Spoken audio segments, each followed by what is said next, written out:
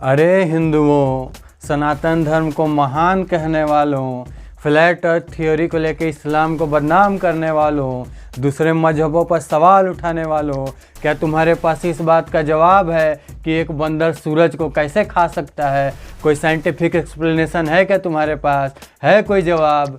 नहीं है? फांस गए? ऐसे ही कहलाओगे सनातनी? नमस्तुभ्यम। मैं माँ भारती का एक छोटा सा सेवक, मेरा नाम है राजा मिश्रा। अग्नि प्रतिज्ञा में आपका स्वागत है। जब भी कोई जिहादी या दोगले हिंदू इस प्रकार के सवाल आपसे पूछते हैं, आपके पास कोई जवाब नहीं होता है, आप फंस जाते हैं और अपने धर्म का सर झुका के वहाँ से चले आते हैं। क्योंकि हिंदुओं के साथ दिक्कत ये है ना कि हम हिंदुओं को अपने धर्म के बारे में उतना ही पता है जितना हमें सीरियल में दिखाया गया। अब उन्होंने सच दिखाया या झूठ दिखाया ये हमें नहीं पता, हम आंख मूंद के उन पर भरोसा कर लेते हैं और हमारे साथ दिक्कत यही है।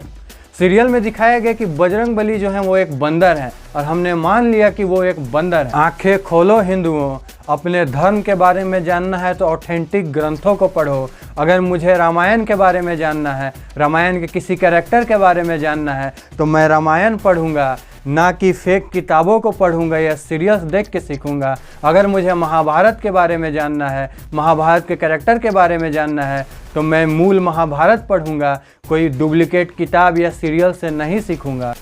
सबसे बड़ा झूठ जो कविताओं के माध्यम से और सीरियल्स के माध्यम से हमारे अंदर भर दिया गया, उसके ऊपर से जब मैं पर्दा हटाऊंगा तो आपके पैरों के नीचे से ज़मीन खिसक जाएगी।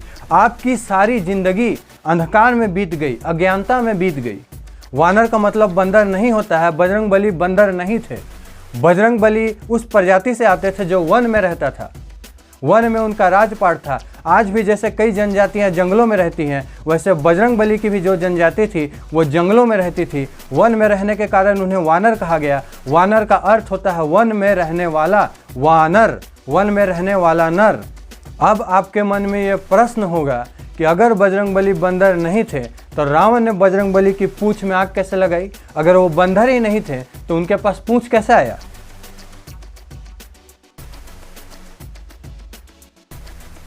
अलग अलग जनजातियों की अपनी अलग अलग प्रथाएं होती हैं। जैसे मुसलमान कभी मूंछ नहीं रखते, सिर्फ दाढ़ी रखते हैं। सिख पगड़ी लगाते हैं, हिंदू तिलक लगाते हैं। वैसे ही उस वक्त के जो वानर प्रजाति के लोग थे वो अपने पीछे एक कपड़ा बांधते थे जिसे हम लांगून कहते हैं, जो पूंछ के जैसे नजर आता था। अगर वो असली पूंछ होती तो मेल्स की भी होती और फीमेल्स के भी होती। वो सिर्फ मेल के क्यों हैं? क्योंकि ये प्रथा सिर्फ मर्दों के लिए होता था। जैसे सिखों में पगड़ी सिर्फ मर्द लगाते हैं, औरत नहीं। फिर आप सवाल पूछोगे, अगर वो पूंछ नहीं था, मात्र एक लंगूल था जो कपड़े से बना होता है, तो रावण को कपड़े में आग लगा क्या फ़ायदा? उसने कपड़े में आग क्यों लगवाया? आप सोचो, अगर आप किसी सिख की पगड़ी ज़बरदस्ती उतार दोगे, आग लगा दोगे, उसके लिए कितना अपमानजनक बात है। किसी मुसलमान की दाढ़ी पकड़ लोगे या काट दोगे, उसके लिए कितना अपमानजनक बात है। किसी देश का राष्ट्रीय ध्वज जला दोगे, उसके लिए कितना अपमानजनक बात। वैसे ही वानर प्रजाति के लिए उनका लांगूल उनका शान था। किसी वानर के लांगूल पर आग लगा देना उनके लिए बहुत ही अपमानजनक बात था। और हनुमान जी का अपमान करने के लिए ही रावण ने उनके लांगूल पर आग लगाने का आदेश दिया।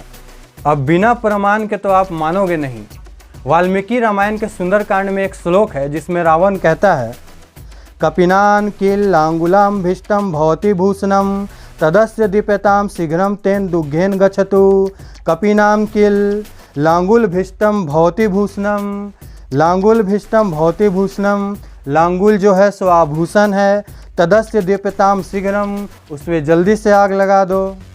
रावण स्वयं कह रहा है कि जो लांगुल है वो एक आभूषण है, उस पर आग लगा दो। ये तो सिद्ध हो गया कि लांगुल एक आभूषण है और हनुमान जी बंदर नहीं थे। मगर सूरज को खाने वाली बात का क्या जवाब दोगे राजा? इसका कोई जवाब है क्या तुम्हारे पास? हमारा जो इतिहास है वो लाखों वर्षों का है। तो आज से 1000-1200 वर्ष पहले लिखी गई पुस्तकों को, ग्रंथों को मैं कैसे मान लूँ? आज से 1500 से 2000 वर्ष पहले बौद्ध धर्म तेजी से फैलने लगा और इस्लामिक आक्रांताओं का आगमन भी भारत में शुरू हो चुका था। उनके आने के बाद जो ग्रंथ लिखे गए उन पर हम भरोसा कभी भी नहीं कर सकते। उन्होंने 50 तरह के फेरबदल किए हमारे ग्रंथों के साथ।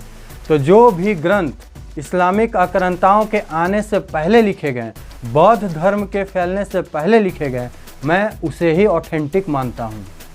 हमारे धर्म ग्रंथों में कई तरह के अलंकारों का प्रयोग हुआ है, जिसे समझने के लिए हमें धर्म ग्रंथ पढ़ना होगा। इन वामपंथियों द्वारा ट्रांसलेटेड ग्रंथों को पढ़ के हम नहीं समझ पाएंगे। जैसे ज्ञान का मतलब प्रकाश और अज्ञान का मतलब अंधकार भी हम कह सकते हैं। जिस व्यक्ति का सारा जीवन अज्ञान में गुजर गया, हम कह सकते हैं कि उसका सारा जीवन अंधकार में गुजर गया। जहाँ ज्ञान होता है वहाँ प्रकाश होता है। जैसे जहाँ प्रकाश होता है वहाँ हमें चीज़ें स्पष्ट दिखाई देती है, वैसे ही जहाँ ज्ञान होता है वहाँ भी हमें चीज़ें स्पष्ट दिखाई देती है। किसी जानवर को आप मोबाइल दे दो, उस जानवर को वो बस एक मोबाइल दिखाई देगा, क्योंकि उसे मोबाइल का ज्ञान नहीं है। लेकिन किसी आदमी के पास अगर मोबाइल हो तो उस आदमी को उसमें कई सारी यूज़फुल चीज़ें दिखाई देंगी, क्योंकि आदमी को मोबाइल का ज्ञान है। इसीलिए हम ज्ञान को प्रकाश से और अज्ञान को अंधकार से भी अलंकारित करते हैं। क्या हम मानव जाति आज कोई ऐसी चीज़ को जानते हैं जिसमें सूर्य से ज़्यादा प्रकाश हो? नहीं जानते। हमारी नज़र में कोई ऐसी चीज़ नहीं जिसमें सूर्य से ज़्यादा प्रकाश है। वैसे ही उस वक्त बजरंगबली भी बाल्यकाल में इतना ज्ञान प्राप्त कर चुके थे कि लोग उनकी तुलना सूर्य के प्रकाश से करने लगे। बाल्यकाल में ही सूर्य ग्रहण कर लिया था का मतलब ये नहीं है कि बाल्यकाल में सूरज को खा लिया था। बाल्यकाल में ही सूर्य ग्रहण कर लिया था का मतलब ये है कि बाल्यकाल में ही सूरज के प्रकाश के जितना ज्ञान प्राप्त कर लिया था। तो फिर जो हनुमान चालीसा में लिखा हुआ है कि बाल समय रवि भक्ष लियो तब तीनों हुलो को भयो अंधियारो, ये श्लोक झूठा है क्या? हनुमान चालीसा आज से करीब 350 से 400 वर्ष पहले लिखा गया, मुगलों के काल में। मैंने पहले ही कहा है, जो भी ग्रंथ मुगलों के आगमन के पश्चात लिखे गए, हम उस पर भरोसा नहीं कर सकते। इस तरह के कोई भी सवाल अगर आपके मन में हो तो अवश्य पूछें। जय हिंद, वंदे मातरम।